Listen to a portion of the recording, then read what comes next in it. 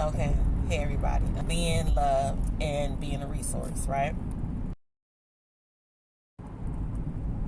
Okay, so I want to talk about this because if you don't know the difference, like you would think they're one and the same, right? You would think that someone needing you as a resource is the same definition of being loved. Because a lot of people don't understand love is an act of service. Okay? You have to put in work for love, right? You put in work for the things that you love, right? You put in work for your hobbies. You put in love. You put in work for, your home. You put in work for the career that you love. You put in work for your children, right? You put in work for, your spouse. Love will always and forever be an act of service, okay? Okay, now these acts of service doesn't have to actually be like physical acts, right? Even though sometimes when you love someone and you do an act of service, it can be a physical act, right? But there is an act of understanding, being compassionate, being graceful, listening with an open ear, right?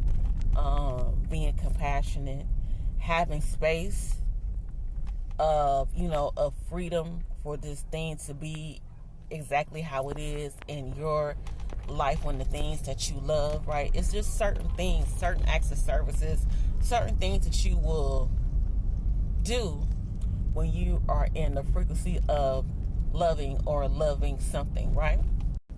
Okay, now let's talk about this resource, because being a resource to someone, if you don't, like I said, if you don't know what love is, can seem loving, but it's not. Okay, being a resource to someone, when you are a resource to someone when there is no act of service. Okay, let me break that down, because usually what people do when they are using people as a resource instead of an act of service, like nothing goes beyond them. And what I mean by that, like if I'm around you and I see you as a resource, right? If I'm eating, you eating. If I'm, hold on, y'all. Okay, if I'm eating, you're eating, right? If you call, I'll answer, right? If you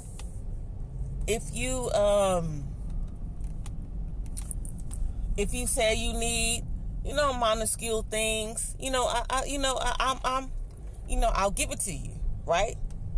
But in the minute, and this is what deciphers really loving something and something being a resource to you, okay?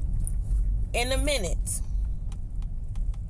where, like the things I mentioned when it comes to love and being open and having understanding and being compassionate and, being understanding and all those things, right? That the person that's being used as a resource needs a level of understanding, right? They need a level of compassion, right?